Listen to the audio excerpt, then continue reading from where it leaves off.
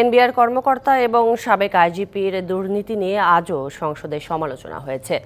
এনবিআরের মতিউর থেকে শুরু করে দুদক, রাজনীতিক এবং গণমাধ্যম কর্মী যারা দুর্নীতিগ্রস্ত তাদের মুখোশ উন্মোচনের দাবি জানান সংসদ সদস্য আফম বাহাউদ্দিন নাসিম।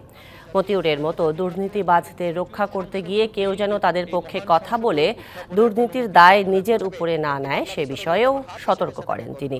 এ সময় সংসদ সদস্য জাকারিয়া জাকা, সাবেক আইজিপি বেনজির আহমেদ এবং এনবিআর কর্মকর্তা মতিউরের বিরুদ্ধে দৃষ্টান্তমূলক শাস্তির দাবি জানান।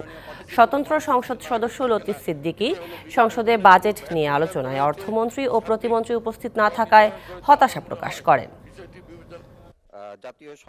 মতিয়ার থেকে দুর্নীতি দমন সংস্থা থেকে মিডিয়া জগৎ, এমনকি আমরা যারা রাজনীতিবিদ তারা চিহ্নিত করতে পারি নাই তাকে একটি বোবা প্রাণী ছাগল চিহ্নিত করেছে। এমন মতিয়ার আরো আছে কিনা যাদেরকে ভবিষ্যতে ছাগল কিংবা অন্য বোবা প্রাণী চিহ্নিত করার আগেই আমি মনে করি এদেরকে চিহ্নিত করার প্রয়োজনীয় ব্যবস্থা সংশ্লিষ্ট সংস্থাগুলো নিয়ে। নগদের কাছে সব গ্রাহকই প্রিয়, তাই তো সারা দেশে ক্যাশ আউট চার্জ সবচেয়ে কম।